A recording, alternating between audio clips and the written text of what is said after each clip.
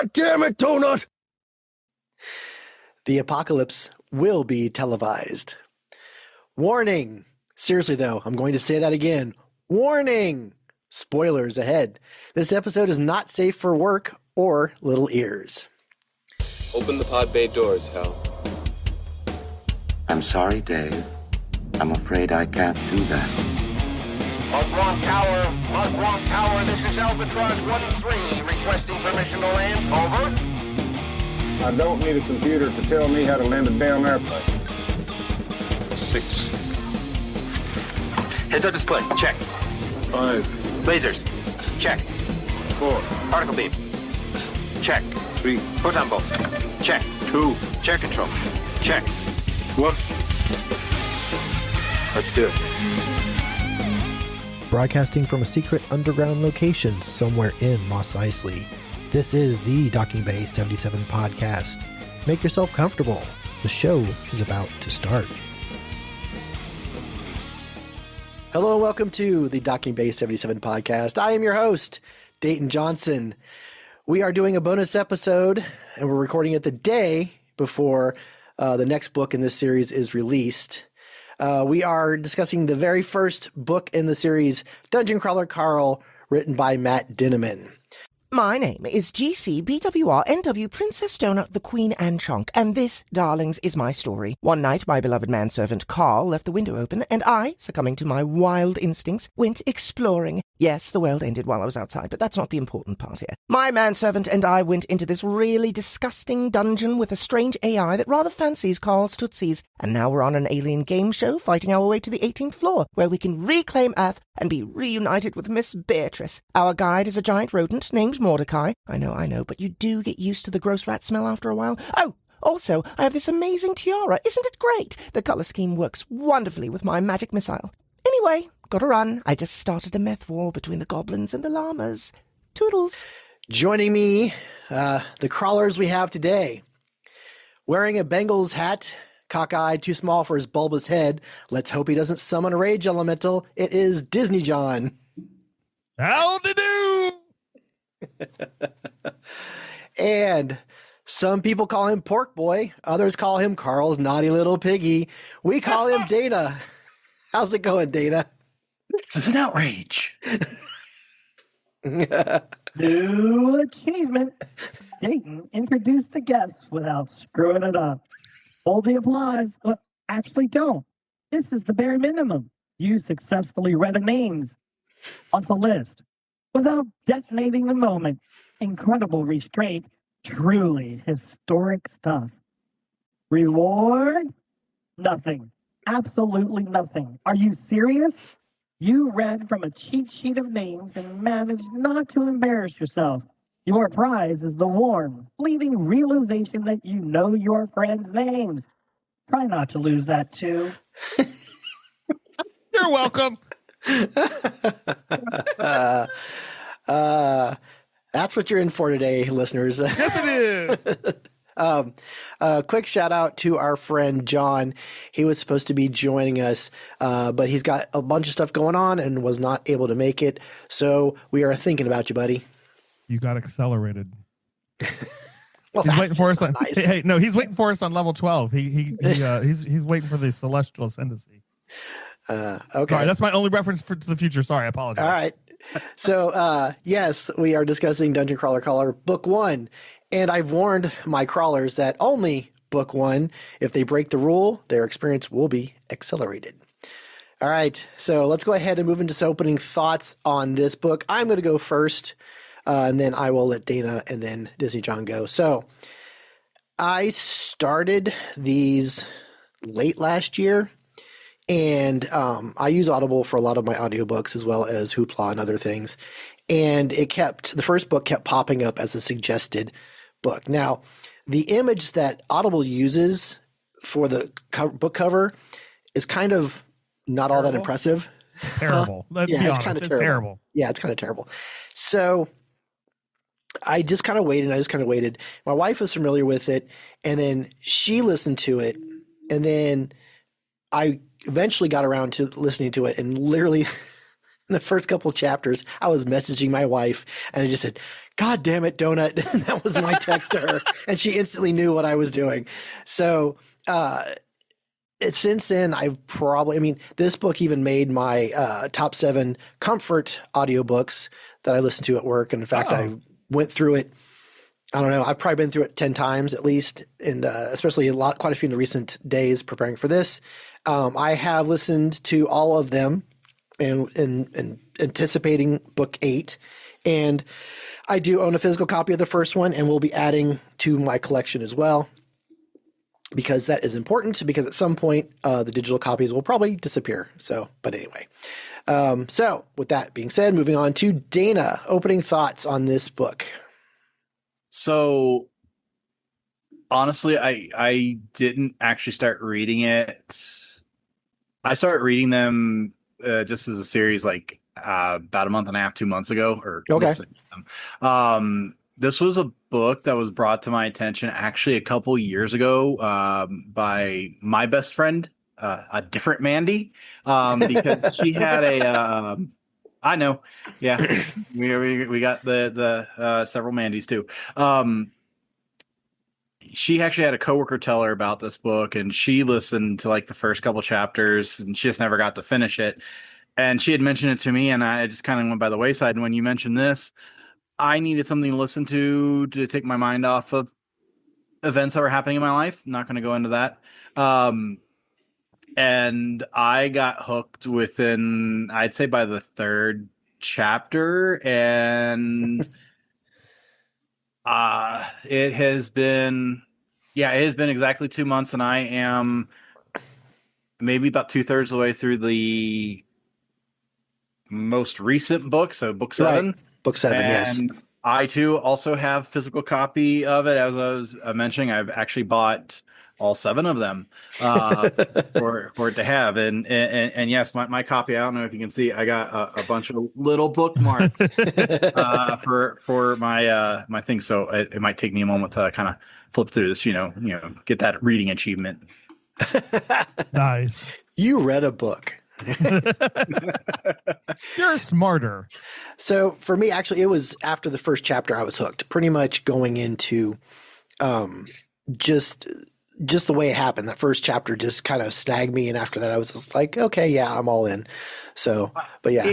It caught the first chapter. I'm not going to say it didn't hook me, or it didn't. I mean, it was enough to get me to listen further in and read more. But what really hooked me is when the AI came in for the first time. And yes. Yeah. And I have to say this, the way he writes it, when you actually look at it in text, mm-hmm. I could see that it was definitely meant to be in a totally different voice. When you see, right. Carl says, Donut says, and all that stuff, kind of written in one font. But when you see the AI, he puts it in a very unique font in print. Yep. But listening to the audio, and oh my God, we're definitely going to have conversations about the reader on this. Jeff Hayes is amazing. We're going to have, the conversations about Jeff Hayes. He brings it like he literally is the hook, line, and sinker on this thing. Denman does a great job writing the story, but Hayes brings it to life. Oh my God. Oh, agreed. Yeah. All right, Disney John, how about you? Opening thoughts. Okay, so I will say that you mentioned this to me last con, so January. So it was January, yes. Yeah. And you were like, okay, it's this thing about aliens. They come down, they smush the buildings into the earth, and then it becomes this thing, and then it go down, and it's really funny. And I'm like, dude, this sounds stupid as fuck. I don't know why I'm gonna watch or listen to this thing. This just sounds. I dumb. told you it was Survivor. Meets The Running Man is what it was. And you kept telling me these things, and that's the last thing that you told me, and I was just like, fuck, I'm gonna give in. This is peer pressure. I lost. And seriously, I was just like, what the fuck? I don't even understand what you're talking about. Like, aliens came down to Earth and they smooshed the buildings into the Earth and they made shit. Okay, great. I don't understand that. It still doesn't make, because some buildings are larger than 18 levels. I mean, whatever. Then I started listening to it. Fuck me. Oh my God, folks, the little ears, you need to put them away now, because they're Johnny's Sailor Boy is coming out now. I've got some anecdotes on little ears on this one. Oh my God. Your description of it, Dayton, I had a little bit of a different take. I get like Dungeons and Dragons or World of Warcraft meets the Hunger Games in this type thing, because you got the advanced AI tech that I don't know if you guys have read and or watched the Hunger Games.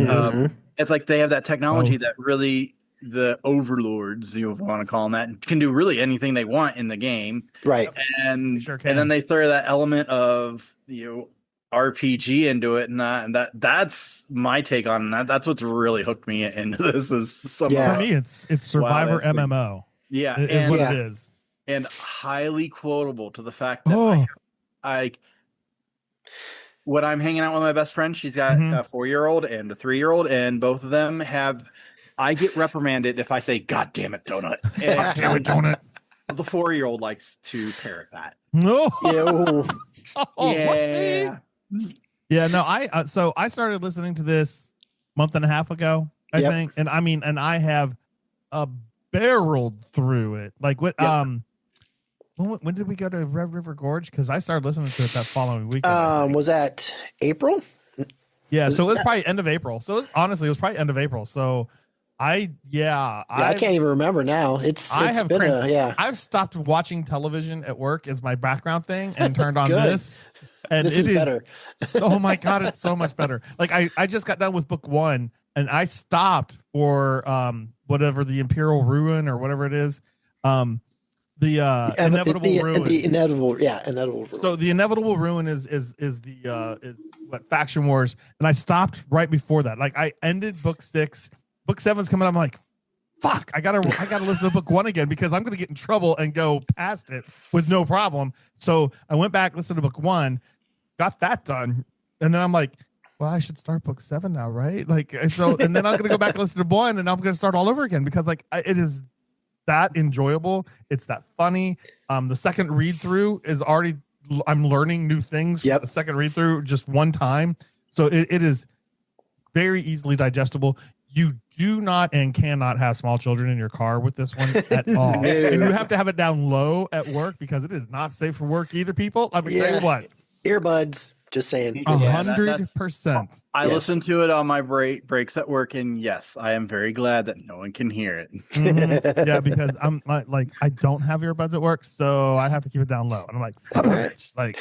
But those are my opening thoughts. This is a fantastic series, and I love. So just to give you some background, because I know we're gonna get in Jeff Daniels. Jeff Hayes. Luke Daniels reads for Kevin Hearn. And he is absolutely one of my favorite readers.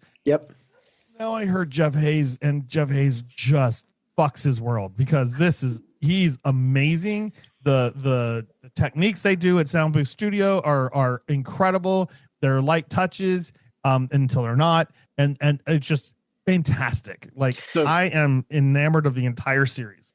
I already have my. I did not get the copy at Free Comic Book Day. I actually slept in and didn't. No, actually, a friend of ours got one for us. I didn't know there was such a thing until I was like so far away from any fucking comic book store. Called Free Comic Book Day? No, he didn't know there was a. One, I didn't know that, but 2, I didn't know there was a Dungeon Crawler Carl coming out, and I was out in the middle of fucking nowhere, Amish country, watching everybody getting their fucking free copies. Like, son of a bitch, like. Well, asshole. Okay. Well, good news is they're doing a graphic novelization of it. Which I was going to mention, and you're jumping all over my notes, so I want you to shut the fuck up so we can move on. Okay. New achievement. Hot mic, hot mess. You did it, champ. You opened your mouth, hit record, and now your voice is out there forever. Congratulations. You are officially a podcast host. Try not to say anything too stupid. Oh, too late. Reward? You get all the glory of being heard and none of the luxury of silence. Enjoy hours of editing your own breathing, cutting out your own, and wondering why you thought this was a good idea. Yeah. Don't forget, I still have these over here. Yeah. I know. I do want to mention that if just for fun, you can get on YouTube and search Jeff Hayes, and you can watch him go do voices, like bounce from voice to voice to voice, and it's absolutely amazing and impressive. Right now, Also, there are spoilers. There are clips of him doing readings. Oh, I know. Yeah. From 8? The Parade of Horribles. Yes. Ooh, okay. Yep. And just FYI, for fun, in my background here, I have my Donut. Your donut. well, one of my donuts, but right. All right. So let's go ahead and move on to some facts. I know, Disney John, you have some information on the author, Matt Dinniman. The Dinniman classification: legendary cryptid, boss adjacent NPC, threat level existential. To your free time.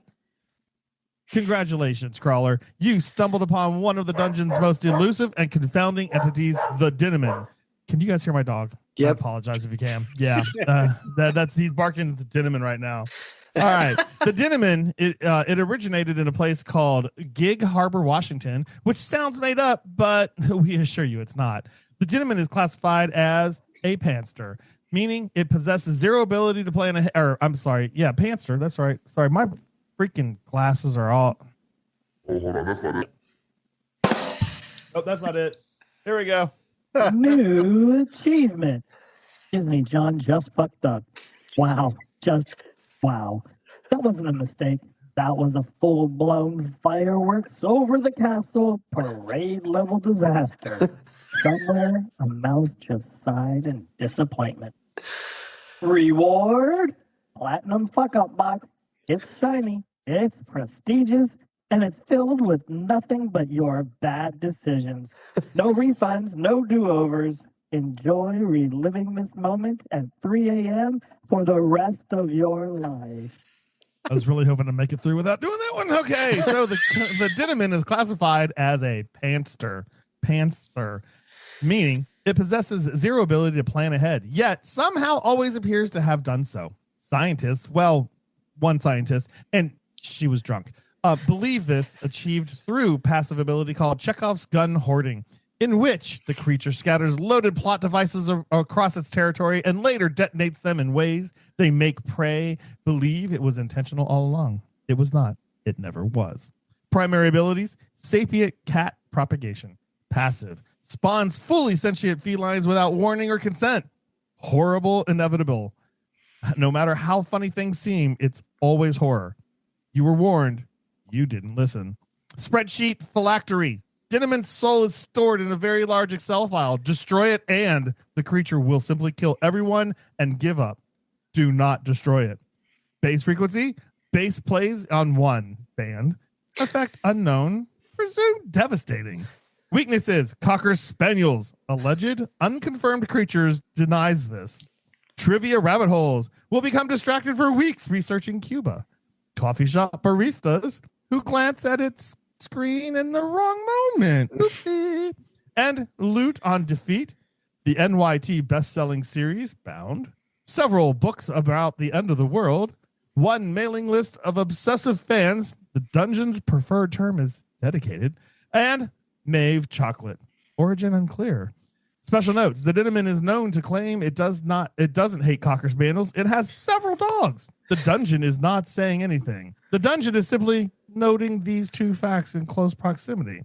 The creature's stated favorite animals are tapeworms and hippos, specifically Fiona. That's right, the Cincinnati version of hippos. This is either deeply charming or a red flag. The dungeon has decided it is both. Warning: that if the Dinniman assigns you a voice it does not like, you will be killed almost immediately. This applies to narrators, characters, and possibly you. Watch your tone, Crawler. This entry was approved by the dungeon. The dungeon is not responsible for emotional damage caused by any happy endings, or rather, a complete absence of them. I tried to stay on theme this episode, okay? Yeah, I noticed. Meanwhile, I talk about the book facts, and it's gonna be like just me reading stuff. So, okay. I just read stuff. I know just you funny. did. That's true. All right. So, Dungeon Crawler Carl is a science fantasy lit RPG book series written by American author Matt Dinniman. For those who don't know, a lit RPG, short for literary role-playing game, is a literary genre combining conventions of computer and tabletop RPGs with science fiction and fantasy novels. In a lit RPG, game-like elements form an essential part of the story, and visible RPG statistics are a significant part of the reading experience. Typically, the main character in a lit RPG novel is consciously interacting with the game or the game-like world and attempting to progress within it. Book 1 was self-published in paperback form September 21st and on Kindle October 2nd of 2020. In 2024, Penguin Random House acquired the print rights and has printed all 7 books since, with Dinneman retaining the digital rights. The audiobook versions, narrated by the awesome Jeff Hayes, who we've already spoken about, and we'll probably speak about again later, are currently exclusive to Audible, but as we mentioned, the full cast and sound effects versions can be heard through Sound Booth Theater. This past April, the Colorado Avalanche had a Dungeon Crawler Carl Night. The event was the idea of Avalanche goalkeeper Scott Wedgwood, and Dinneman was in attendance. The event was in support of local animal rescues. Awesome. In 2025, the bookstore chain Books A Million named this book as its inaugural book of the year, which is to recognize the title that best embodies the joy of reading and the enthusiasm of the Books A Million team. By December 2025, the first 7 books had sold a combined total of 6 million copies. There is a series coming to Peacock with the help of Seth MacFarlane's production company, which I am cautiously optimistic about. There is also a web comic, a graphic novel, a board game, and a tabletop RPG from Renegade Game Studios. And yes, my wife and I have backed them both. All right, let's move on. New achievement. To new achievement. In this section, Donut. In this section, I'm going to see how many times I get you with that one, baby. We're going to talk about things we love about the book. So I'm going to go first. I love Matt Dinneman's descriptions. Now, I mean, not just of the mobs or of the characters, but just reactions. So the first one I want to mention is you like reactions? Is that what you said? God damn it, Donut. When we first meet Odette, this is the description. Oh, yes. Quote, I keep thinking, what the fuck? What the fucking fuck? Over and over. Part crab, part praying mantis, part centerfold for Jugs Magazine's Freaks of Nature issue. I just stared, not able to tell what I was looking at. One creature, or 2, or 5. A bit later he says, Odette was a naked crab tar wearing a bug mask. The crab tar. I love. Now, earlier in the book, they meet the goblin engineers and they meet the goblin shamankas, and Carl has this idea to have them make him a vehicle, right? So he asks one of them to make him or buy a vehicle, and the response is, quote, the goblin looked at me as if I asked her to eat a Twinkie out of my ass. It's like, where the hell does somebody come up with this shit? So, like, it's amazing. What the hell were you smoking when you sat down to write this? But the funny thing is that you read that and then you're like, I could totally picture what that looks like. So, right? But the next one, hang on, the next one, this one, I'm just like, how? So later during the battle with the Crack Heron clone, and he has to make that rev up smoothie. And he takes a drink of it before he puts it in his hot list. He takes a drink of it, and it says how it tastes. He goes, quote, it tasted as if I had taken a drink directly from the asshole of an incontinent skunk. And I'm like, what the fuck? Because even though I don't think he's ever done that, my brain starts to go, that's good. Yes. You made me snort. So, oh my God. All right. Dana, what's something you love about the book? Holy something, just one. Yeah. Oh, I'm just starting with one because I have more. I was just it's like Pringles. Once you pop, you just can't stop. I'm like, so I love how Dinneman writes such an open description of characters. I'll just come on one topic. My favorite character. It was not my favorite character in the first book per se, but as we progress through, the series, I go back and I reflect. He wrote such an open-ended, such a kind of a cliffhanger that I wanted to know more and more. And now every time we see Mordecai, I want to know more about him. Oh, I love the fact that he sets it up in the first book. So I'm not breaking the rule. You find out that he takes a different form every level. That's such which awesome is incredible. Yes. His characters just change by book 7. Just fucking hilarious. Especially the book 7. No, and I won't spoil it for you. His description of his form in book 7. Oh my God, it's the best one. Are we talking about book 7? Because we're talking about book 1, Dana. I am not. But you're mentioning it. I want to focus on this book. Okay. Achievement. Dana survived Suncoast Video featuring Dayton. Against all odds and basic workplace sanity, you endured an entire shift in close proximity to Dayton. No breakdowns, no public screaming, and no fleeing into the stockroom never to return. Honestly, that's less achievement and more miracle. Reward? A deep spiritual exhaustion and the lingering question of how you ever got that bad. Also, permanent bragging rights. You've seen things. You've survived things. Nothing else in life will ever quite reach this level of chaos. That's right. Pulled it back in. Okay, so Book 1. Back to book 1. He writes the descriptions as the character changes, and Yes.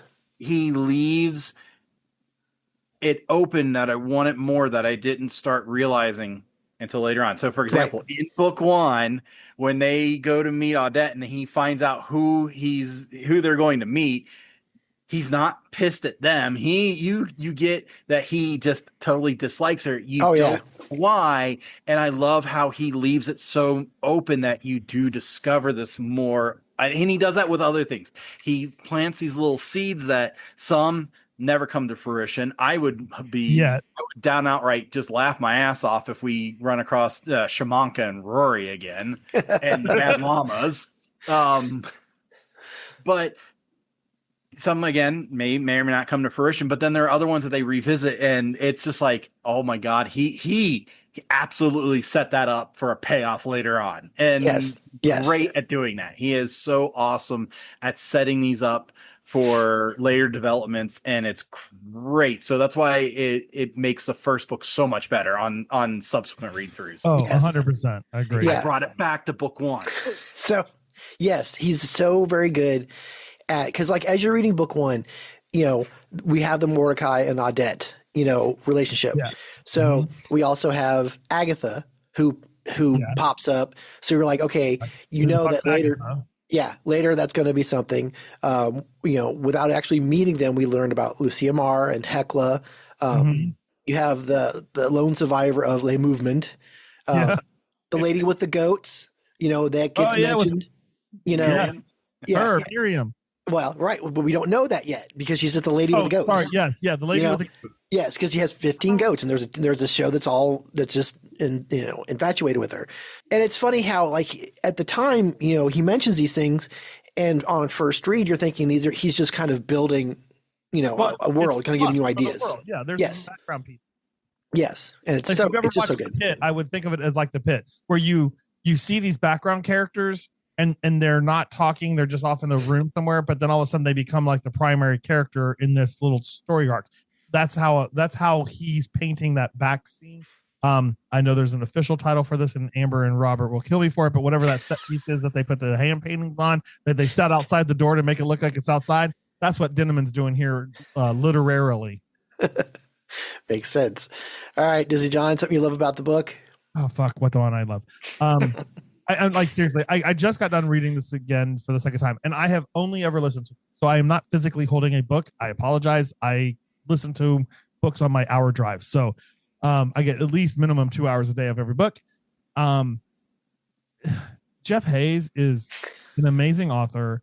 I'm sorry, amazing reader. Matt Dinneman is an amazing author. I love it when an author finds a reader who does his work justice. Yes. Like genuinely, like it happened for me with Kevin Hearn and Luke Daniels.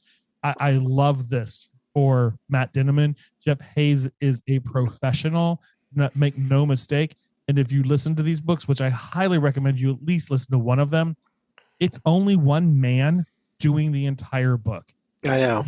Fucking amazing. I still have a hard time wrapping my mind around Jeff Hayes doing this one book, one man. It's a one-man show, and it's incredible. I will say that his writing style is great. I really dig the whole that he leans hard into, and not even TTRPGs. He leans hard into like MMOs. I mean, hard into MMOs in this. Yes, and for people who don't know, that's a massively multiplayer online RPG role-playing game, such as EverQuest, or what's the big one now? World of Warcraft. Warcraft, Yeah. Like, so they have a lot of the same basic rules. So for me, it's easy to understand what they're going through and understanding what those changes are, like unlimited weight. Yes, please. Like, yes, you're picking up. I wish. Bodies, right? Pick up those dead bodies, pick up everything. I find it fascinating. And I find it fascinating too that, and I'm not going to the other books. When you move forward in the series, it's interesting to see the literary choices he makes for Carl in this book, which set his character up for the rest of the series. And it came so naturally, right? There was no, like, I didn't feel like there was anything forced, like, oh, we're going to put him on rails and this is what we're going to do with him, and he's only going to throw bombs. Right. It wasn't that way. He really tried to do the damn slingshot. I mean, people hate the slingshot, man. Social numbers went down when he got the damn slingshot out. What I'm wondering is why he didn't like start slinging some bombs out with the damn slingshot. Like, I mean, come on, like that would have been incredible. But anyhow, because I did think that the first time I watched it. I don't remember if it's the first book, but he gets something else that helps him. It's not in the first book. Okay, I won't go. I won't go there. But I did think in the first book, like I was like, he's got this slingshot. Why doesn't he like fling goblin bombs or things out? Considering how unstable they are, I wouldn't put him in a slingshot either. I guess he didn't get the stable stuff till later, but like I was still thinking like he should come up with something, right? Right. I like his natural character development from, unfortunately, it was the Coast Guard, but not Navy. That he moved forward. Sorry, any Coast Guard folks out there, I really do madly respect you, puddle jumpers. Wow. I really do. Guys, let me tell you something. Little aside. Those fuckers know how to take people down. Like, they come to teach the Navy when we do interdictions at sea. When we're taking over, like when we stop and interdict on a vessel at sea, they're the ones who come and train us on how to do that. Okay. Because they are the masters at this. Like, I as much shit as I will give the Coast Guard, they are a highly trained force, and they are specific, and they do it well. So I understand where Carl's coming from, because like motherfucker could fuck some shit up. Like not let's do this thing. But back on what I like about this book and what I love about this book, I never at any point during this entire book was bored. Yep. It moved. It had a pace. It had pacing. There were slow parts. There were fast parts, but the slow parts were necessary because you had to catch your breath from what the fuck just batshit crazy thing happened. And then you're like, okay, I'm in a safe zone. Oh, fucking. Okay. Woo, smoke that cigarette. Okay, let's move on. Like, I mean, it was just like this. It was this roller coaster ride, and I enjoyed it, and I wanted to go back and read more. But since I had 7 books to read, I hopped on that fucker, and I was just like grabbed on. It was like, let's go, motherfucker. And those slow points, as you say, they're necessary. They're kind of down parts, but they're also they use those to kind of, as I was mentioning, fill in those gaps. So like, okay, oh my God, learning more about this thing. They are great fillers, so it doesn't feel slow in terms of the read. It's just the events it's not boom, boom, boom, boom. Like, right. Shit happening all over the place. It's like okay, let's take a step back and be like, holy fuck, what just happened? More about it's like, let's learn more about our inventory system. Let's learn more about what let me build some more world at the slow point to tell people, hey, look forward a little bit because this might come and play later. Like bingo. Within the same book. It helps you forward. It helps you like mentally digest what you've just experienced and kind of get you ready for the insane fuck all that's going to happen Right. in the next Seriously. Yeah. Yeah. Well, usually it's usually like a learning thing, like Mordecai's telling them something, or we're meeting a new character. Like when we meet Audette, there's that, after the episode, she's talking to them, giving them information. And it's never just an exposition dump. It's, Right. when Zev shows up and we learn about what's going on with Borant, that Kuatin are trying to end the crawl sooner. So we get a bit, a piece of information there. So it's done. It's done, like you said, it moves quickly. And when it's over, because I remember when I finished the first book, I was just like, God, I have to start the next one. I was so ready just to jump into the next one. Every time. And yes. And to me, that's a sign of a good series when you finish the first book and you immediately jump into the second one, because there's been times where I'll start book one in a 5-book series and I finish that first one and I'm like, I don't care. I'm done. I'm not continuing this series. This one, I just couldn't get through them fast enough. So, I let's just say that on my Audible, I had gone a little easy on buying Audibles for a while. I burned through all of my all your credits. And I still had to buy. I think I either had to buy or wait. There aren't enough credits in the world for the series. Just go do it. Yeah. Well, luckily my wife, since she had them all, I logged into her Audible account, listened to them that way. Oh, no shit. Seriously, dude. It's worth it. So, another thing I really like on how Dimon writes is, you get this idea that he had to have been some kind of gamer in the past, or still. Oh, yeah. Yeah. Either D&D, tabletop, or plays like EverQuest, World of Warcraft, or you take your pick on any of these MMOs. But the other thing I find to be absolutely hilarious is that through the AI and by extension, like other characters that kind of feed into the AI's thing, at certain points you get that it's like this. Think of like a National Geographic where they don't quite get it, don't quite understand the culture, and things are just not exactly right. Yeah. And it's like watching someone. I don't know if I know I'm a Doctor Who fan. It's like watching the episode of Doctor Who where it was a Christmas episode where they're on the Titanic in space. Yes. The tour guide gets things wrong about the culture, and it's done in such a way it's just fucking hilarious. Well, they mentioned when he asked about the bosses, Mordecai says, well, some of these are created by the AI, some are created by writers, and when you have multiple writers working on something, it's not always it doesn't end up how it started, and somebody just thought it was funny. Like when he mentions the bad llamas, somebody just thought it'd be funny, But so a couple things. I love how, because John and I play a lot of, computer and video game RPGs. We play tabletop RPGs. So what I appreciate is the names of the spells in this. Oh my God. Because they make sense, like Puddle Jumper. That's what made me think when you said Puddle Jumper. Yeah. That made me, because I'm like, it could have just been, like something, like he mentions teleport, but Puddle Jumper is like, it's smaller. So that makes sense. The fact that Second Chance is, a necromancer spell, but it could have been called something, more disgusting. Like he does a really good job. Like, obviously you have heal and, magic missile, which are very basic, and everybody that played D&D knows what a magic missile is. But then he just gets creative.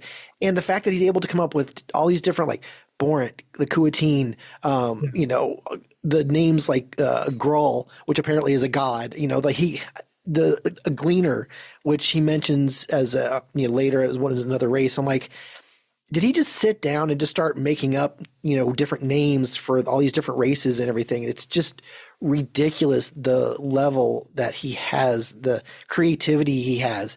And what makes it even more impressive is that we've done an episode on it, and is the book Ready Player One and the movie, which was laced with pop culture references, which is great. But it's different here because he uses the pop culture references for multiple reasons. A lot of times it's a descriptive, use of like when Lucia Marr is running on the walls, he says like Matrix style. So we can automatically just picture, scenes from that movie and we go, okay, we know what that looks like. And then as well as dropping them for fun to connect Carl and this world to our familiar, makes it familiar to us. Using reality shows, like I said before, Survivor, which, Mordecai, I loved that show. And he says, but it's more of a Running Man situation. So now you know what this is kind of going to be like.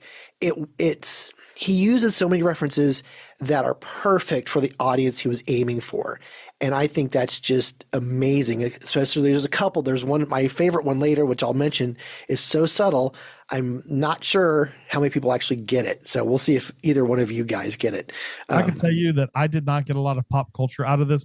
I got more of the video game side of things. Yes, right. Which makes sense. I love his use of satire, especially with the AI. There's a bunch of stuff the AI makes comments on, and then some descriptions as well. One of my favorites is when he's talking about the Tuskling Knights. The honorarium knight roughly translates to, quote, overweight alcoholic bureaucrat who spends his days making new laws to oppress the poor and his nights drinking and getting pegged. God damn it, Donut! That's the best ever. I just heard that again, and I was like, that's fucking hilarious. It's like, gee, what do you think? His opinions of... You can't even read it. No, I can't. It's just so funny. You're just like, okay. And he does that. I mean, he does that with a lot of the descriptions. And I think that's great that he's able to have some satire in there as well. So there's a lot going on in the book that at first glance just seems like it's there for fun. But as you like pay attention, you realize, no, he's saying something as well. So yeah, he is. And I will say that, and I know that we're only book one, but I will say that carries throughout, even when the more outside the dungeon political stuff that's going on. Like it is very well done. Oh my God, I cannot wait for book 7. Sorry. I am so excited for the fact that it's like, all right. Okay. So back to book 1. So should we go to best invention? Well, we got to do time to pay the daddy tax first. Oh, time to pay the daddy tax. So these are things we don't like or don't work within the book. I only have a few minor ones. Oh, really? You go first. Yes. So, okay. So there's a couple times where Dinneman will mention a certain mob, right?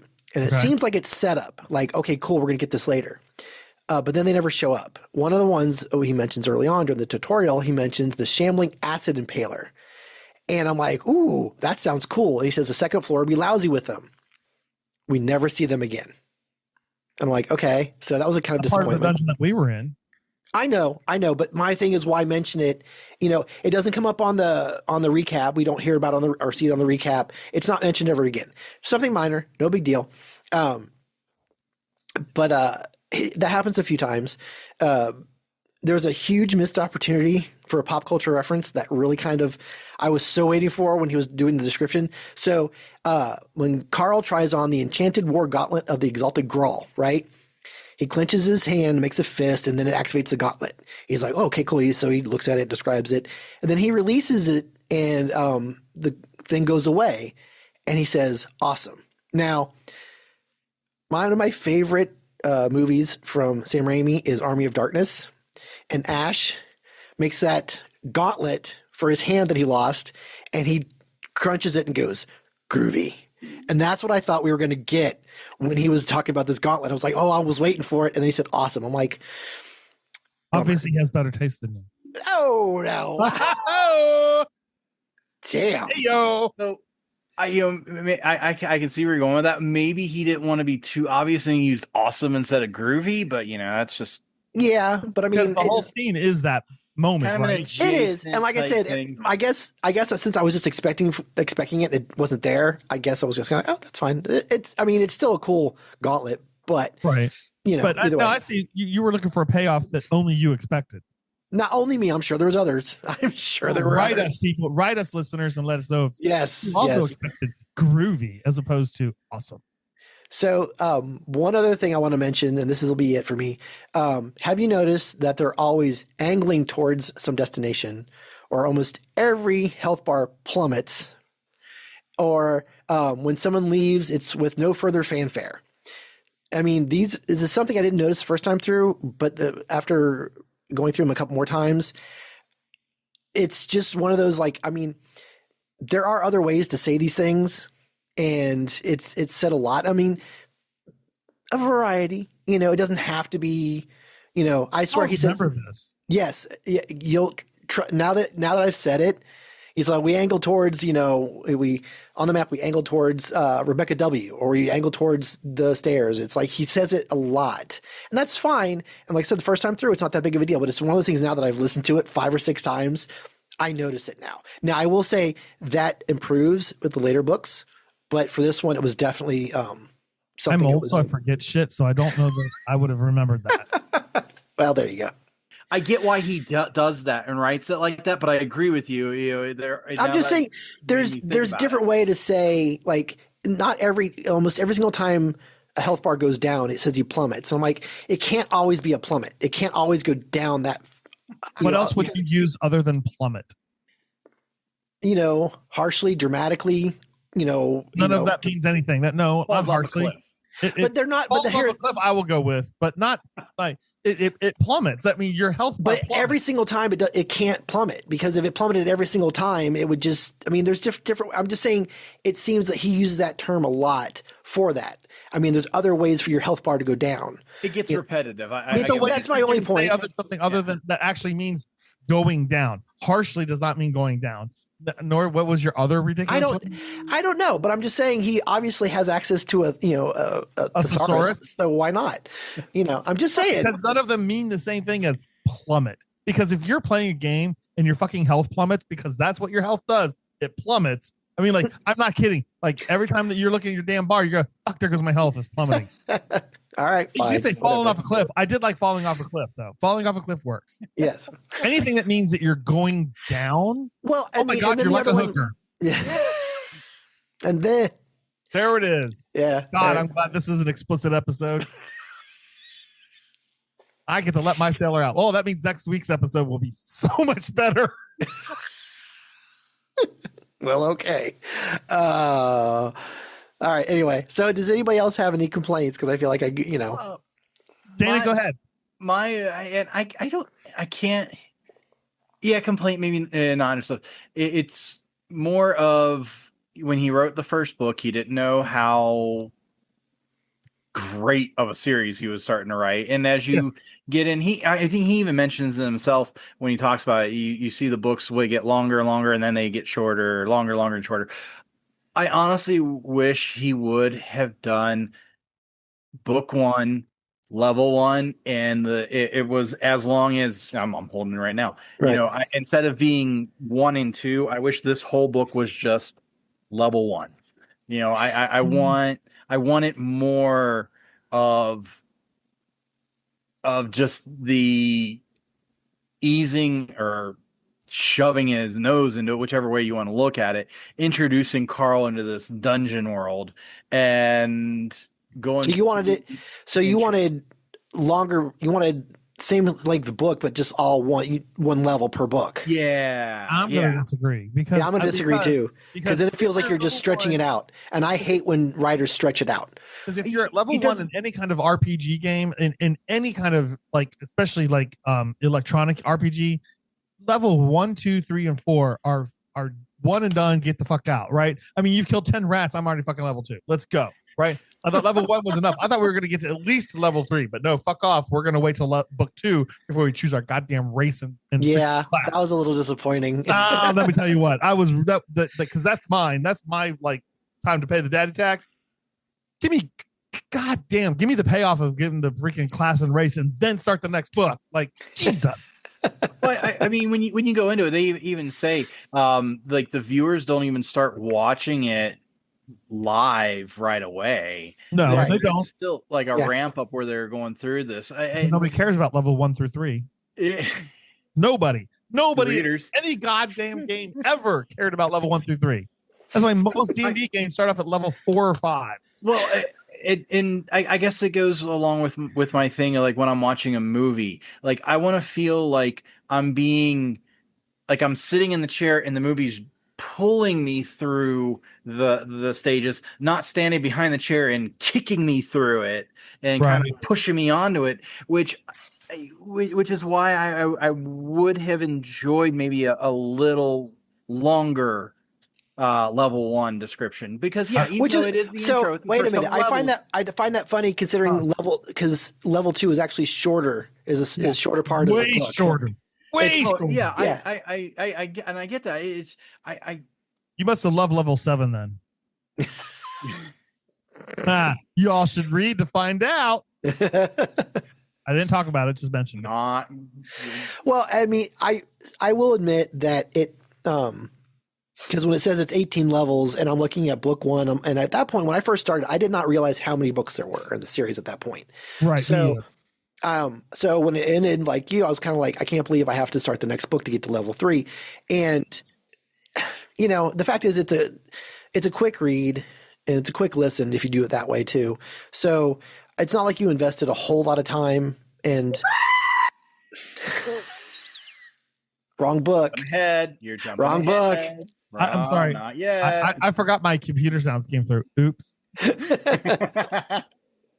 Sure. All right. Any other complaints, John? Did you have anything besides having to go to book 2 for level 3? Book 2 to get to the damn level 3 class. Like literally, that was it. For me, I thought book 1 and 2, or I'm sorry, levels 1 and 2 in book 1 were perfectly, they were paced well. They got me through. And I understand why he waited till book 2 for class and rate selection. I totally understand that, but I was really hoping for that to be the payoff of the end of book 1.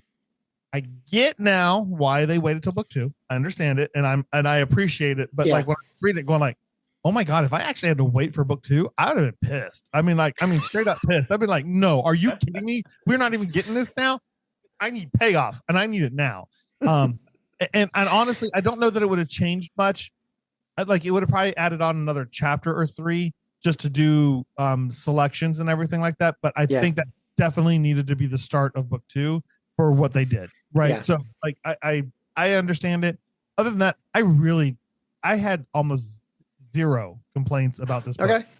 I loved it. I mean, I really did love it. Oh no, I agree. Like I said, I mean, mine were mostly nitpicky, you know what I mean? Just little things. So, that's fine. All right. Anything else before we move on? Oh no, not for me. Not for time to pay the daddy tax. Also, was that in this book or is that later? Yes, that was in this book. Okay. So he has to smash the rabbit gerbil. Remember? Carl, it's time to pay the daddy tax. She was talking about you. You're the daddy. No, Donut, that does not make me feel better. The opposite of making me feel better. Anyway. It's time to pay the daddy tax. Jeez. You're having fun with your new stuff. All right. Oh, yeah, 100%. Let's move 2 drinks in and ready to go, baby. Let's move on to Best in Dungeon. These are our favorite things. So, first of all, favorite achievement, Dana. Oh my God, this is where I have all my bookmarks on it. So, I have 2 honorable mentions and 1 favorite. All right, we'll pick your favorite first. Favorite first. Okay. And then we'll come back. Just let everybody else have a chance. Hold on. I got to read this here. New achievement. You monster. You have killed an infant. An infant. Okay. Unless you're a complete psychopath, we know you probably didn't wake up this morning and tell yourself, today is the day I'm going to slaughter a child. Well, let's put your mind at ease. All children mobs who die in this dungeon don't actually perish. They're transferred to a holding area where they're safe and treated nicely and gently until they can be reunited with their loving parents at the end of the season. Feel better? Good. Reward? These past 20 seconds where your conscience started to ease. That was your reward. It was also a lie. That baby is dead. And it's dead because of you. You're totally going to hell. You've also received a bronze assholes box. I love that one. I know exactly. Donut was like, Carl, did you see the babies in there? What? God damn it, Donut.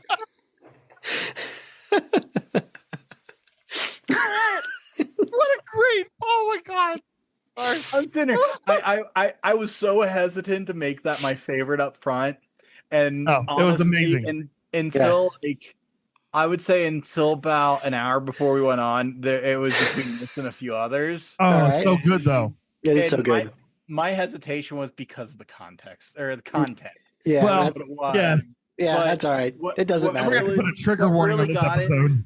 What really got it was the reward. Where Yes. it revealed that we were just trying to make you feel Bronze asshole box. All right, Dizzy John, do you have a favorite achievement? New achievement.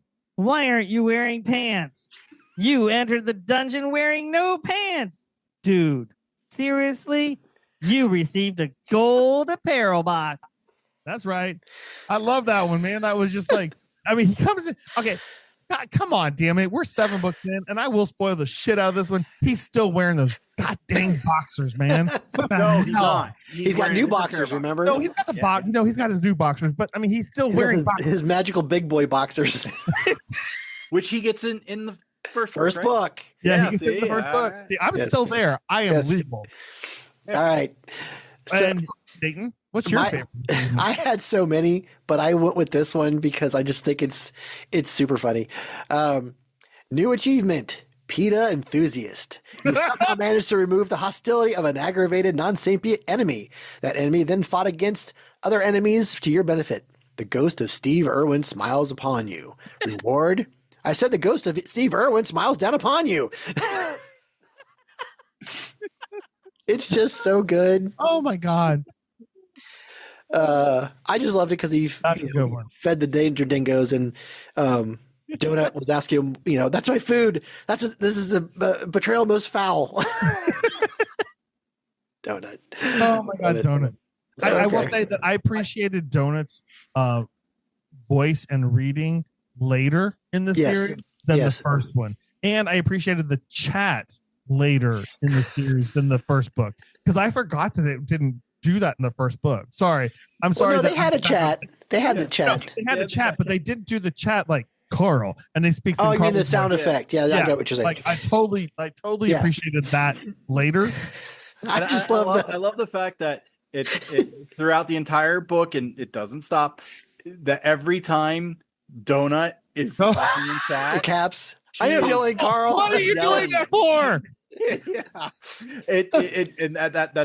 that's just a running gag, and it's I am yelling, But Carl. you know what, Sorry. though? When she doesn't do it, though, it's more impactful because she Yeah. does that in one of the books where she doesn't do it in all caps, and I'm just like, oh fuck, that's way more impactful.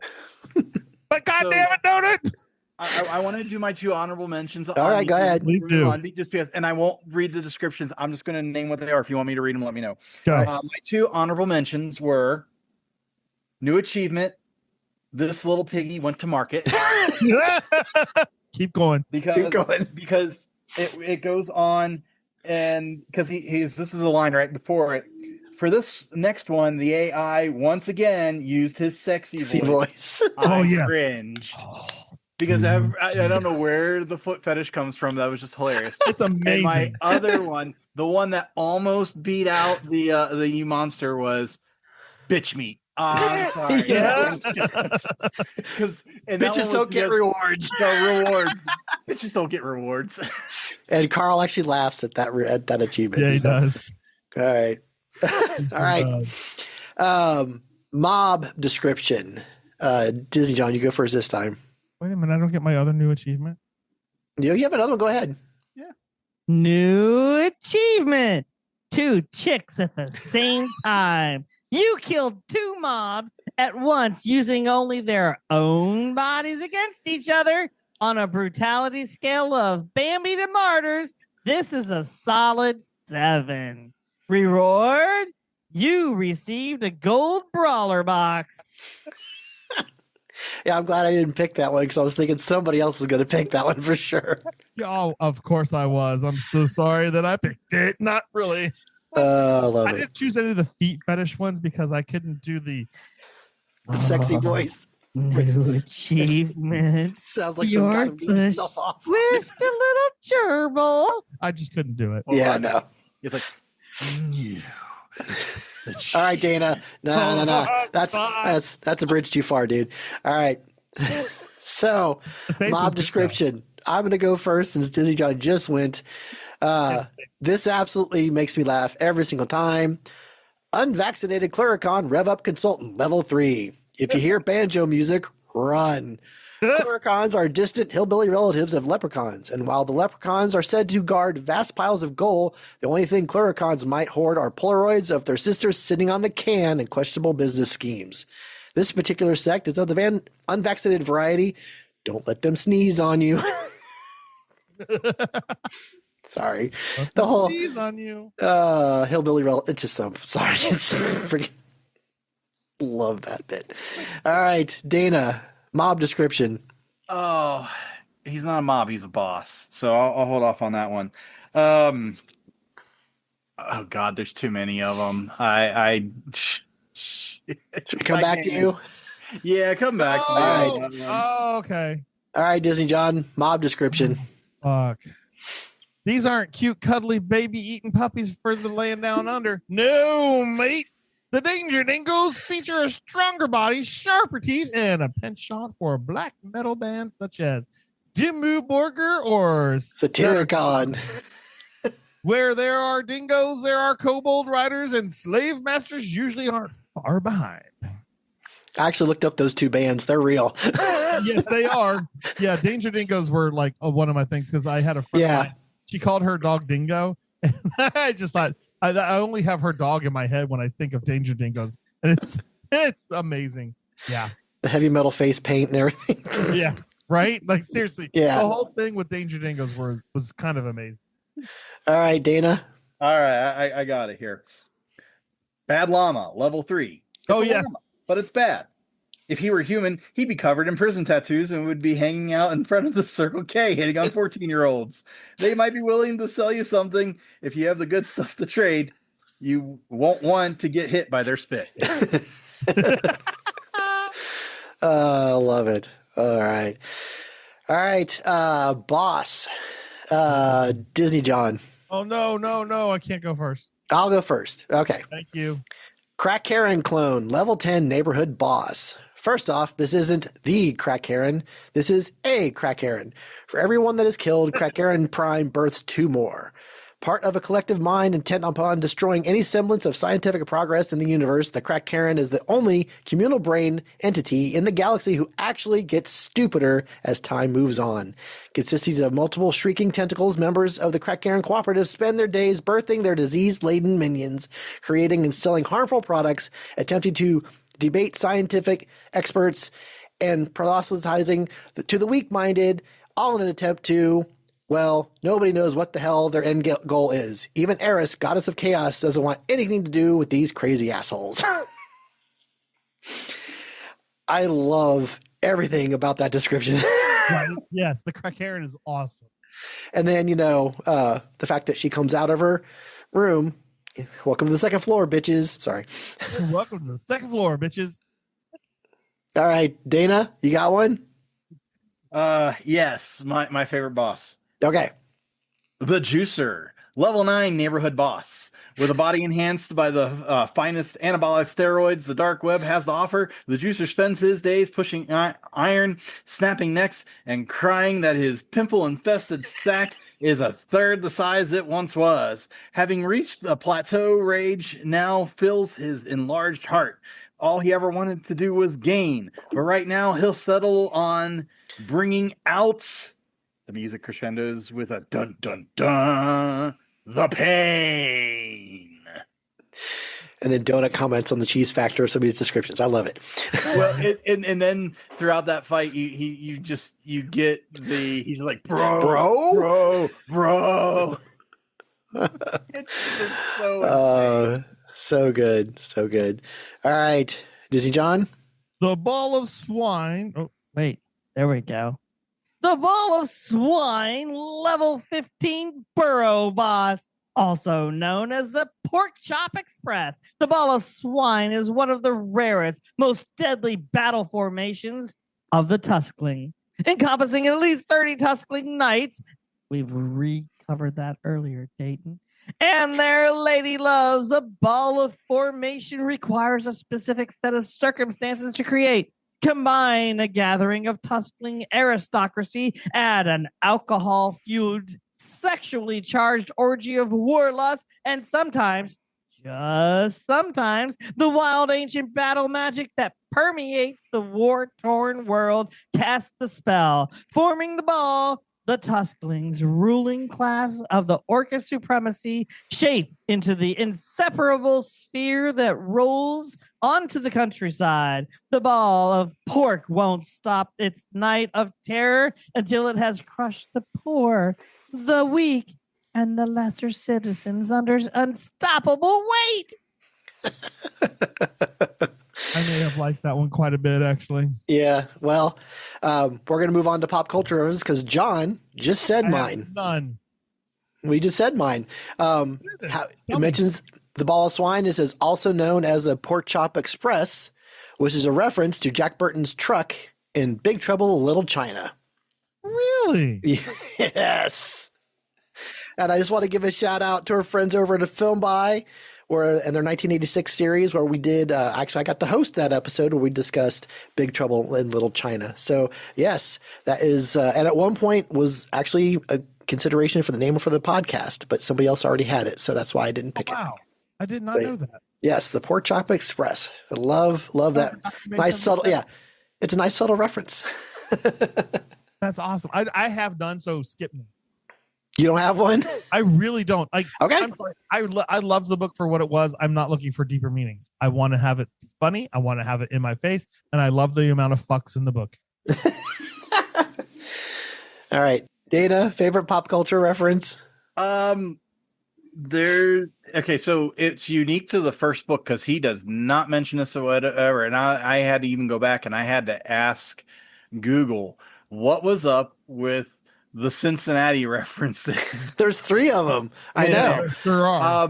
Okay, so there's the Cincinnati Bengals hat and the Fiona reference, which I love this one where he says he dedicates this version to the star of one of the greatest, most inspiring, and most amazing survival stories of our time, Fiona the hippo.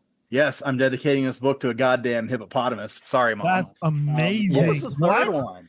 Harambe. Oh, yeah, Harambe. Shit. Yeah, I forgot about the Harambe one. Oh, that was amazing.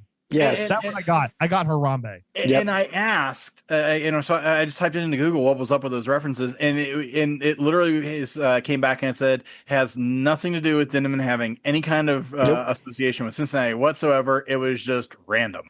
Because I was sitting there waiting for another one. I was sitting there for him to like make a Skyline Chili reference or no, it's just in the first book. Reds or something, but it's only the first book and never again. Yep. All right. So let's go ahead and move on to our favorite laugh out loud moment. I have quite a few. So I will do my first one and then I'll come around to everybody else. So right after Carl leaves the trap for Frank and Maggie, after they are frozen and have Naughty flashing over their head, and they're running away, it's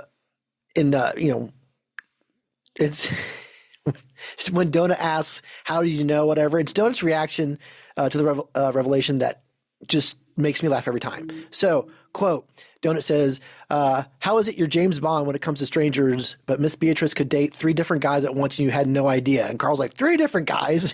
3 different guys? But well, you're one of them, so only 2. Yes, but it's the next line that makes it even funnier, and I'll save that for our listeners to discover on their own because it's just ridiculous and makes it even funnier. There's so many human nuances. Anyway, so Dana. This cat gets to be human so quickly. And it's funny, too, because he does such a great job. They even mentioned how she's still a kid. Yep. And she still has that, like when at the end with Mongo, she's like, she begs, I'll never ask for anything again. How many times have kids said that? I'll never ask for anything again. Ever again. And you give it to them, and a week later, they do the same damn thing again. Dana, do you have a favorite laugh out loud moment? Oh my God. I can't narrow it down to any one moment, but it's just a series of moments where I never thought like penis parade. Wrong book. I know, wrong book, but throughout it, he comes up with these concepts. Was like, what the fuck were you smoking when you came up with that? But I'll come down to this one. I think really its reactions become the funniest LOL moments, right? But going along with that, in the first book especially, it's Donut's tendency to like read a book without even figuring out what's going on, throw on the Crown and the Steps of Sword without even reading the description on it. She like jumps in because she's like, oh, it looks so good, oh, it's a great spell, and no fucking clue. And then you see Carl like, God damn it, Donut, read the description. It's like she teaches herself a spell. She goes, ooh, that's gross. He goes, you're supposed to read it, you know this. So yeah, it's funny that that keeps happening. Yes, I agree. Like all the time through the whole first level and second level, like, because that is my laugh out loud moment. Is like every time Donut's like, oh look, and it's like she just glows red. It's like, God damn it, Donut! Like it's like read it first. Like, yes. And even Mordecai laughs at her, like, little one, you need to learn to read these first. And it's ironic and hilarious that she's a cat, and after she eats the biscuit and everything that goes on with it, she's actually stronger than smarter, smarter, more charisma. I mean, she just walks up and she gets anything she fucking wants from anyone, and Carl's just sitting there along for the ride. Oh my pretty God. much. Yeah, pretty much. Yeah, it's the way that he writes everything. So the other thing that I liked from this first level was the meth war realization. We just start a meth war between the goblins and the llamas. Like I'm like, a meth war? What the fuck? You know, I mean, like it's just, I mean, some of it is so real, and like he puts it in there, and it's just like these one-offs. All right, so I had a couple other laugh out loud moments I would cover real quick. The first time Mongo gets teleported away and they go find him. So this description, the dinosaur looked up. The little shit looked like he'd been crying. His beady reptilian eyes grew giant when he saw us. He ran right to Donut, little arms out like a long-lost puppy reuniting with his owner. It's okay, I'm here. Mommy is here, Donut said. He rushed up and chomped her directly on the nose. Mommy's here, Donut. The whole bit of him biting her on the nose just is fucking hilarious, but I just love that. He does that numerous times, but yes. The first time was the funniest. Yeah. But I also love the description of Mongo when they first get him. Like, he has no idea what it is. And then Goliensis. Yes. Who tells him what? I don't even remember what it is. Like, Audette. During the epilogue of the book, she's the one that tells him what it actually is. So it's a dinosaur, most commonly known as a raptor. A velociraptor. Yes. The other one real quick is like one of the shortest descriptions in the entire book, and for some reason it just makes me laugh every time. Mana toast. This is toast. It refills your mana. That's it. Nothing more. Fuck you. That was one of my laugh out louds, actually. And as Carl goes, well, that was unnecessary. It's just ridiculous. And honestly, that carries along with it. A lot of the LOL moments are totally driven by the AI. The AI descriptions. It's the way it sets it. It's its bizarre fetish with Carl's feet. We have to do more of these for other books because there's so much to dive into later on with Carl's feet and the AI. My God! Oh my Lord! He gets the foot care kit. Which is also in the first book. Yes, I know it is. I'm aware, Dana. Hey, I did not dive into it. I just said, alludes to later. Was it Amani who had to teach him how to use it? Yes, it was Amani. Yes. Yes. Which, by the way, the Metalarks, which you've never mentioned once in this entire time, the Metalark clan is it's great.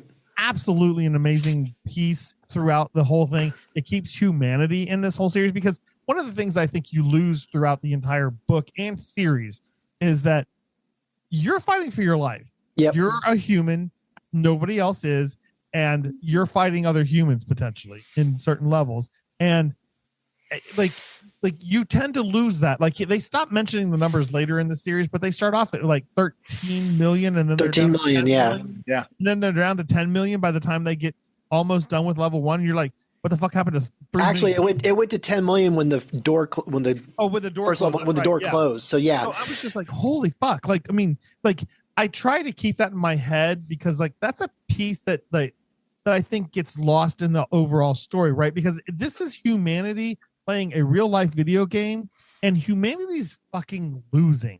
Yep. And maybe until level 9. I don't know because I cannot wait for Faction Wars. I'm so excited for Faction Wars. And you get that sense that Carl, when he goes in there and he's like, at least through this book, and I'll leave it there. He gets the sense that he's cut off from, right, except from who's in the dungeon potentially to meet up with. He thinks that's it. Like he makes several mentions throughout this book is like, this is all that's left to humanity. And in just the time that between us coming down here and shutting the door, we lost. Yeah. Like a third or a quarter of who we have. Yeah. Yeah. Well, there's a couple times where he's like at one of the safe rooms and won't look at the number ticking down, or he talks about how he can hear it ticking. And, so he even says, aren't these people helping each other? Aren't they working together? That's so many people lost. So it's, what a theme for later. Huh? What a theme for later. Yes. So. I actually thought of an LOL moment now that when John mentioned the Meadowlark clan, Jake just whipping it out. Jack, you mean? Oh, Jack. Yeah. Jack. And Okay, then I'm they sorry. describe his penis later on. Yeah, I know. Because but you knew something about that was coming because the book built up to it about the rage elemental. Yes. Yeah. Well, not the rage elemental. Oh, peeing in the Don't pee in there, and it just says that, and you're like, okay, how often is this happening? Are people just like apparently a lot? It talks about the bug where if two people went in the bathroom, you got blendered, right? So people just started pissing out in the middle of the hallways, and you knew something was going to happen, and just when he did it, it's just like he knew that. I don't know how laugh out loud that was, considering he got an arrow in the head. Yeah, right. Well, right I think it was partly that, but it was what happened. It was the after part. Yeah, it was the aftermath that was. Well, that I think was the so recap was even funnier because it's like, wow, he's got a really big cock. I mean, like talking about his big veined penis. What's funny later though is like Chris, like after the video's over and everybody's quiet, and Chris goes, "He really did have a weird looking dick." The brother doesn't talk. I love Chris. I know. But yes, the Meadowlark group is fantastic. And they're part. I mean, Ellie is hilarious. Oh, and God, the comment about when the donut is sitting on her lap, and she goes, "I might have had too much to drink, or I'm having one of those acid flashbacks because this cat keeps talking to me." That tells you a lot about Ellie.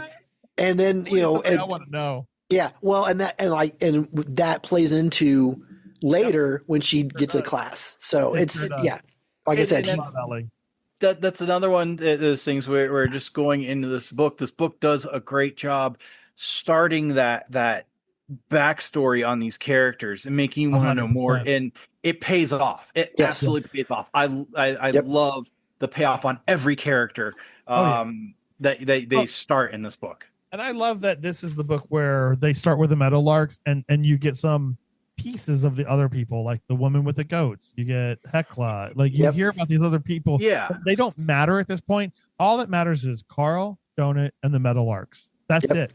That's all that matters. And I love how it builds from that moving forward, which we're going to do more later. I'm promising right now for all listeners, we're going to do more of these. It really does build very nicely, and it builds slowly enough that you're able to capture the people, who they are, how they feel, and everything like that. And I'll even say this, like even the story arcs that end, whether in this book, later books and stuff, they pay off. They absolutely pay off.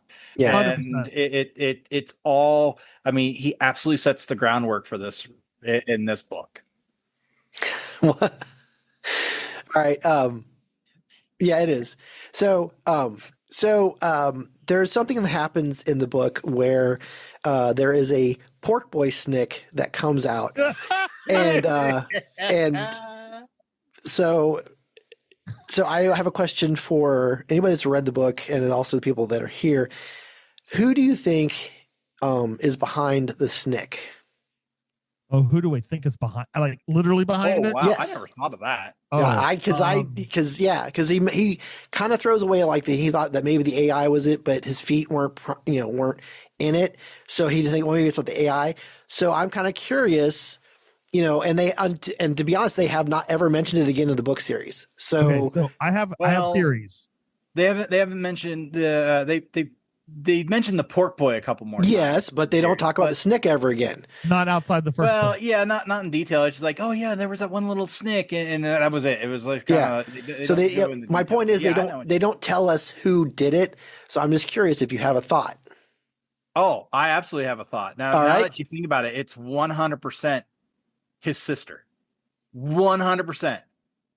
Oh, you're talking about oh yeah, no, 100%. The Maestro's sister. Yeah. You know what? I can't think of her name right now, and I don't even remember if she was mentioned in the first book. But she's not. Absolutely, it has to be the sister. Interesting. What about you, John? I know, John. I don't disagree with that. I was going to say Adette, honestly, but I agree that is probably the sister. You know what? Honestly, I think Adette was not a bad idea either because she has the ability. Right, she absolutely does. So, I mean, personally, the easy answer I just thought was the AI.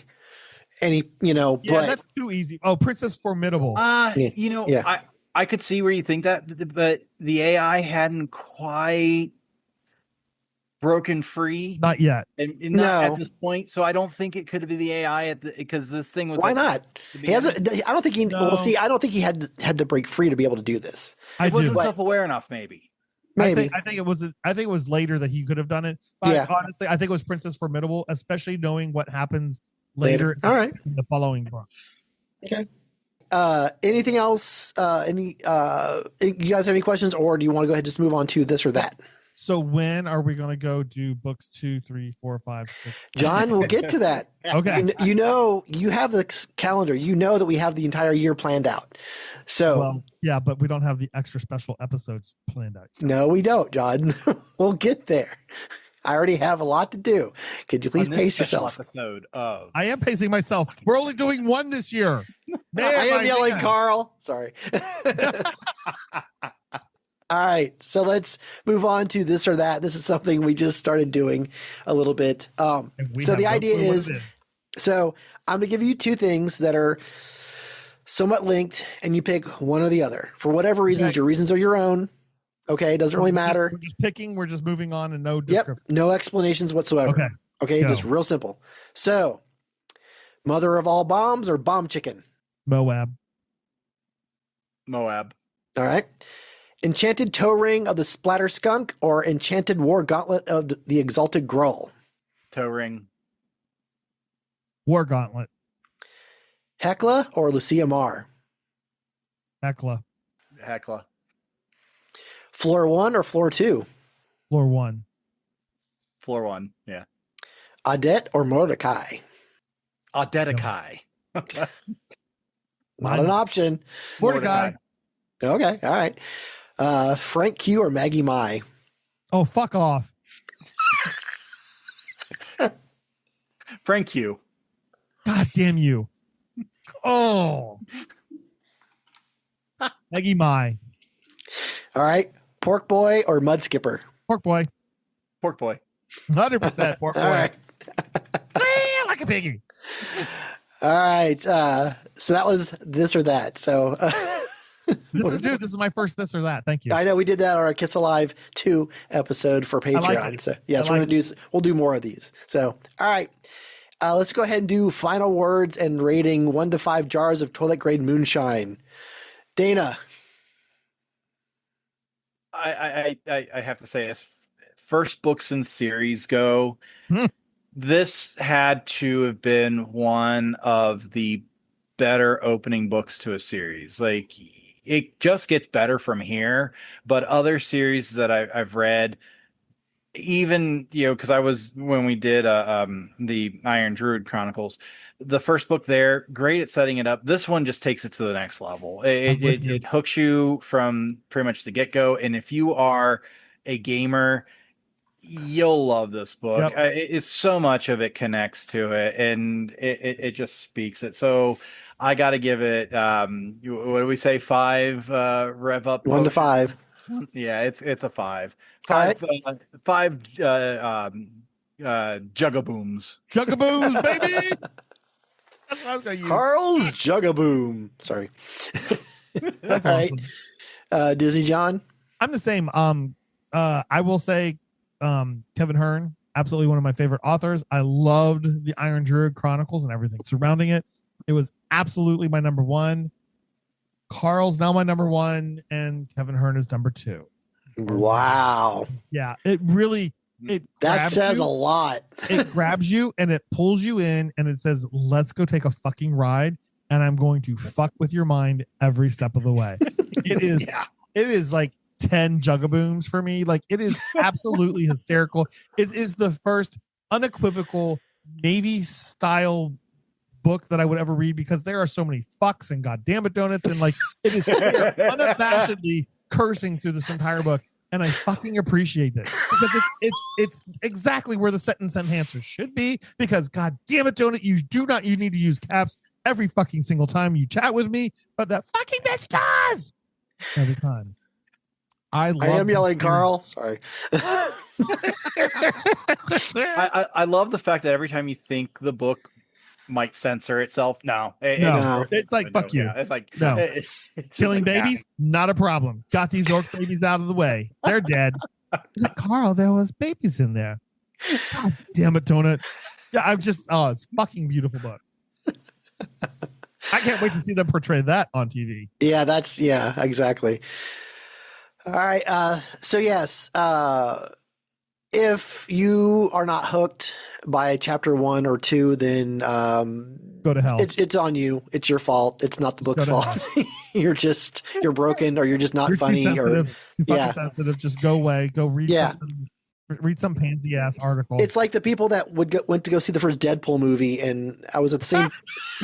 I went to the theater, and people in the front row literally got up, and the first 15 minutes were like shaking their heads and walking out. I'm like, you did not understand the assignment. So this is exactly like that, So there was actually somebody in a group chat for the book, and I guess their preteen or teen started listening to it, and they asked. Well, the parent had already read it, so they were fine. So they knew what they're getting into. Okay. But the kid asked, has anybody translated what the hoarder was saying in Spanish? And people that spoke Spanish says, you don't want to know, because it'll make it worse. Oh, no. Yes. I need to go back. I'm going to go back. You can find it online. You can find it, but it makes it like even Carl says, I have a hard enough time sleeping, so he's glad he couldn't understand what she was saying. So yeah, just saying that. So for me, I agree.